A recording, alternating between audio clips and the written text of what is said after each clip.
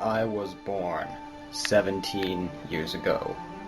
For the past 6 months, I've been in my basement playing Skyrim.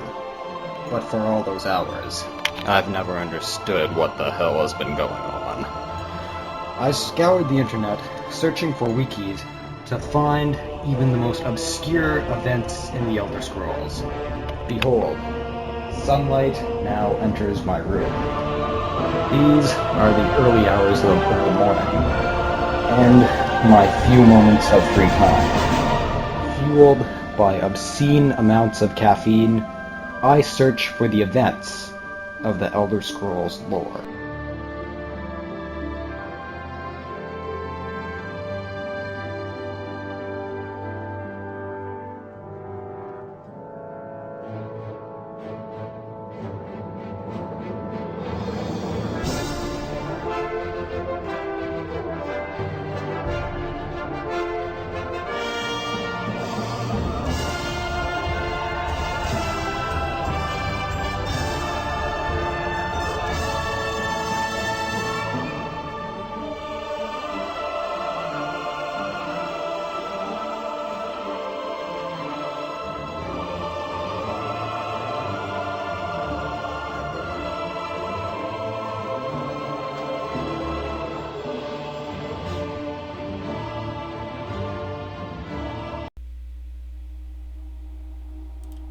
Thras, also known as the Coral Kingdom, has been a powerful and, unsurprisingly, hostile power against the Somerset Isles and all of Tamriel in general.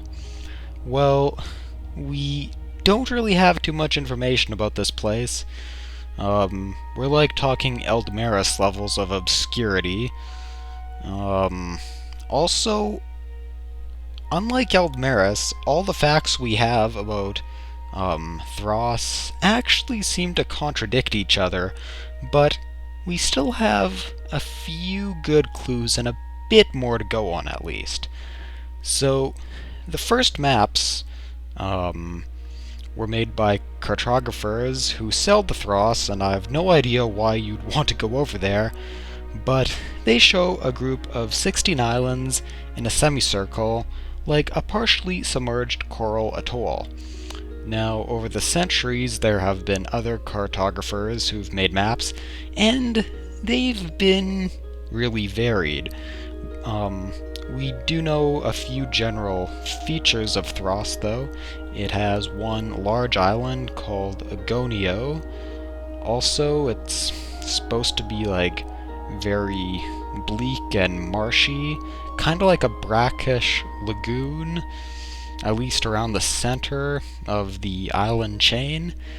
And it has one massive feature called the Pillar of Thras, which is a 1,000-foot tall spiral of coral, which is said to be a portal to oblivion.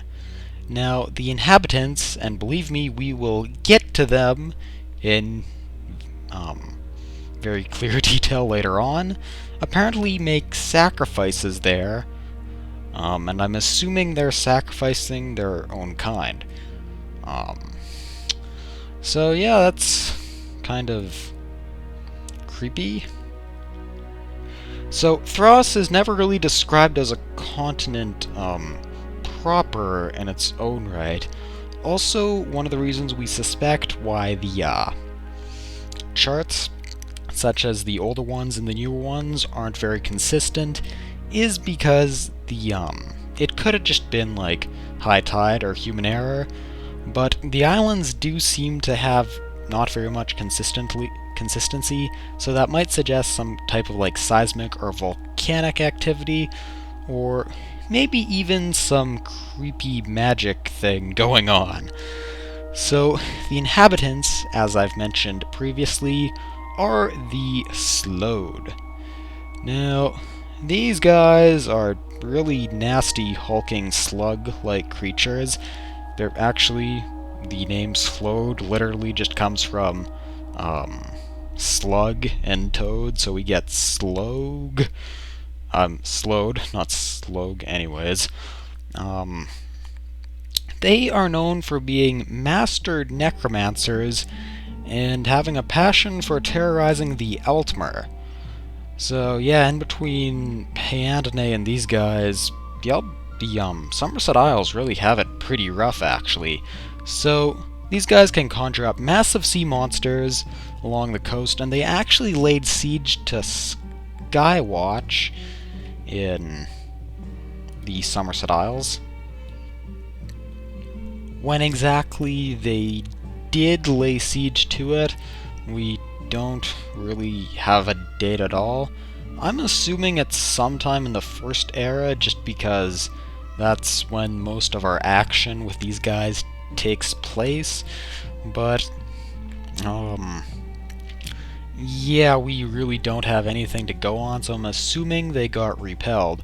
But apparently the Sload actually once considered the Somerset Isles as part of Thras. Again, Thras isn't really considered a continent proper.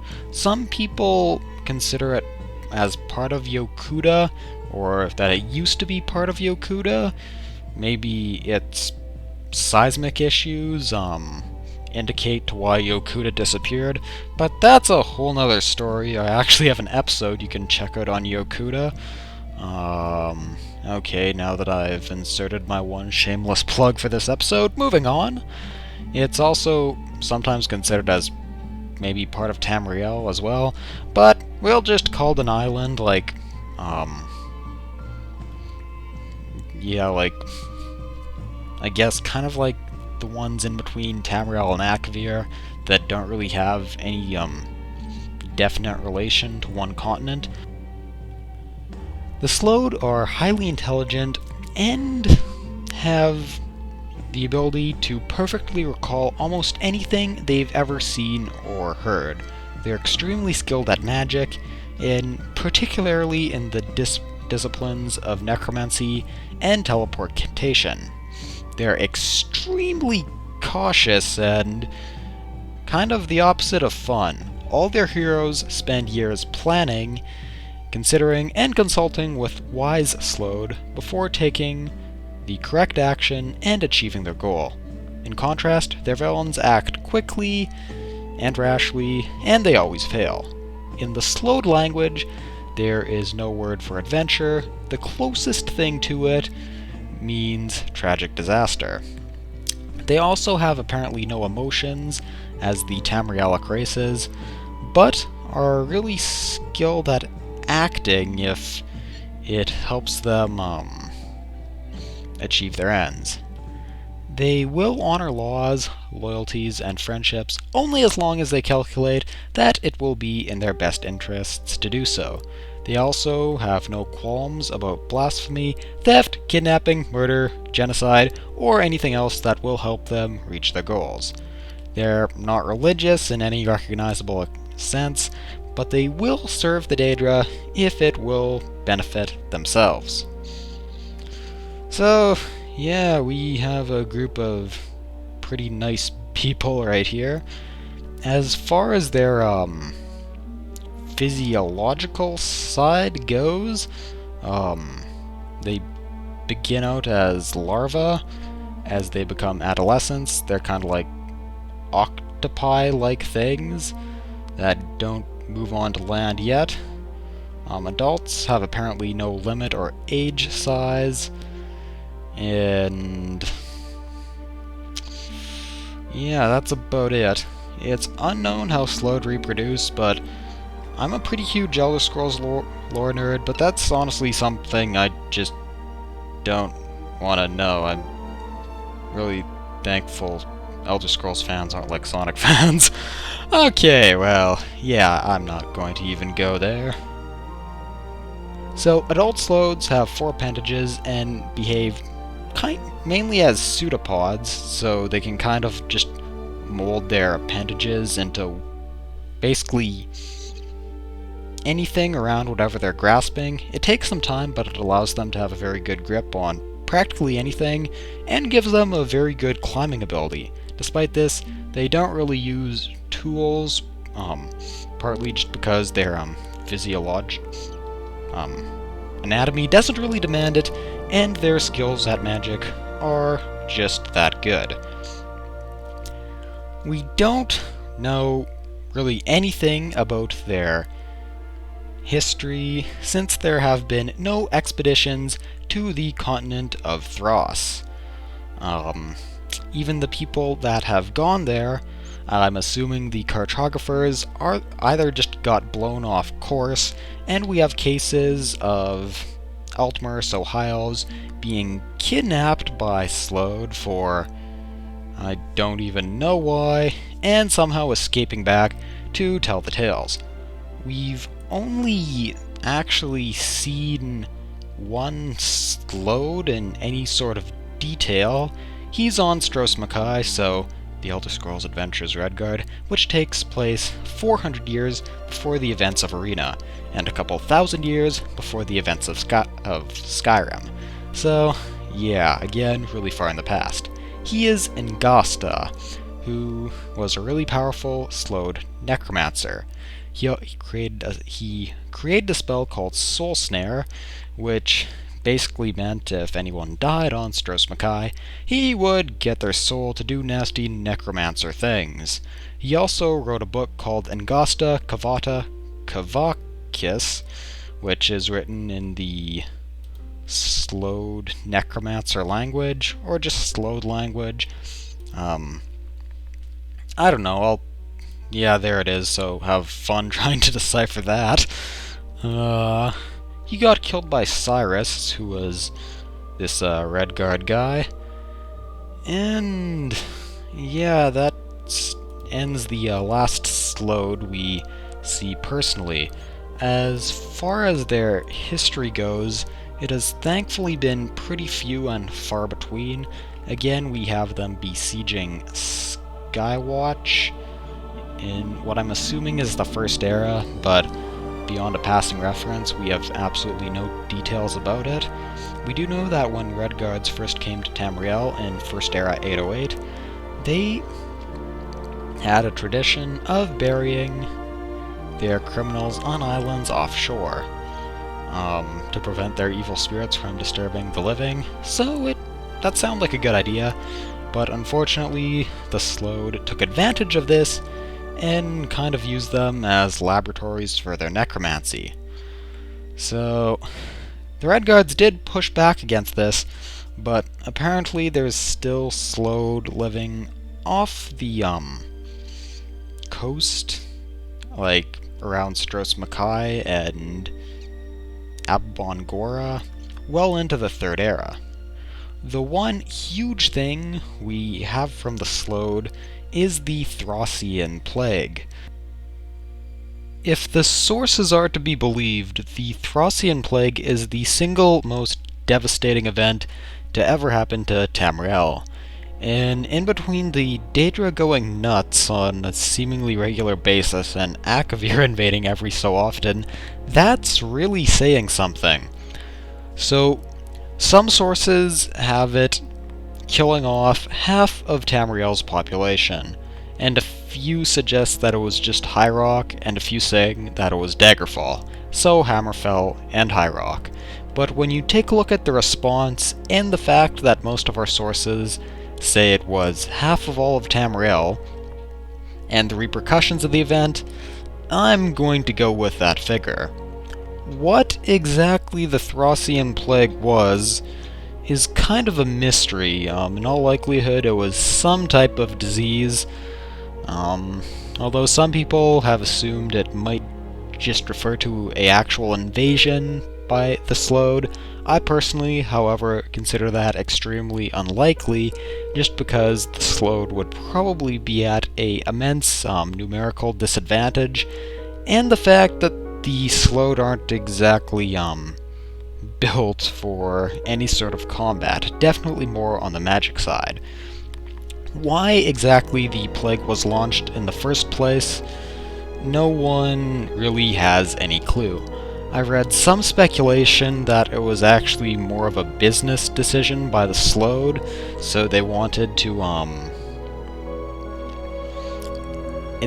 get some type of financial advantage over the ideal masters in the Soul Cairn, who basically use souls as currency.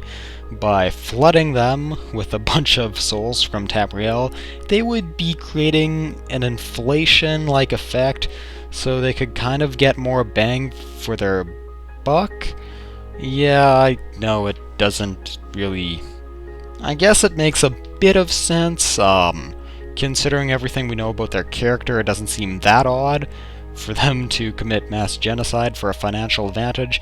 However, considering Tamriel's response to it, it might not make the most sense. I'm just going to go out on a limb here and say that it was probably due to some dealings with the Daedra that they unleashed the plague, because again, they've been known to work for them if it benefits themselves. So who knows, maybe the Daedra blackmailed them into doing it, or really any combination of these elements. So, Thrassian Plague absolutely devastates Tamriel. We first see it appearing along the western coast of Tamriel, and it soon spreads across the entire continent. The chaos created by it is absolutely impossible to overstate. It shakes pretty much every single nation to their core. On a more obscure note, it's also credited, at least by some sources, for wiping out the Kothringi, who were a race of tribal men that once inhabited Blackmarsh. They were known as having metallic skin and reflective faces. However, we can't fully attribute this to the Thrassian Plague, because another source also says that they were actually wiped out by the Kanahatan flu in Second Era 560. But still, this just lets you know exactly how big of a deal this was, and just how obscure it is as well. We do still see a bit of heroism in all this too. The Archmage Cirabane, who's an Eldmeri god ancestor of magic, is credited for saving a lot of people from the plague, and possibly even finally finding a cure for it. It's really unknown when Tamriel exactly figured out just what the heck was going on, but we do know their response, and it was massive. The response was the All Flags Navy, which was headed by the Colovian King of Anvil, Bendu-Olo. For those of us wondering what exactly Colovia is, it's just a portion of modern-day Cyrodiil. The borders weren't quite as defined as they are now, so it's just a morass of different nations, but the most notable ones are Colovia, Cyrodiil, and Hammerfell. It was set up in First Era to 200 to halt the spread of the Thrassian Plague. As far as what exactly they did, we don't really have too many details besides the fact that they stopped it, but it sounds like they just went over to Thras, raided the living crap out of it, and killed every single Sload they came across. Once they actually got close, the Sload weren't too difficult to dispatch because, again, on the physical side, they are just not that tough. So this was the last time we really see the Sload doing anything major. Again, that bit about Angasta is actually the last time we ever have really seen the Sload, but we do still hear about them from time to time. There is, of course, Sload soap, which is a really prized luxury in Morrowind, so that kind of indicates that there's at least some sort of trade going on, albeit probably not a very direct trade. We also have heard rumors that the Sload are starting to resettle various islands, including some of the smaller islands around Stros Mackay. It would be really interesting to see if the Sload and the Second Eldmeri Dominion ever went head-to-head. However, hopefully that's something we never get to see. Who am I kidding? I'd love to see that as DLC. Well, I'm the Loopy Alchemist. Thank you so much for watching, and I'll see you next time.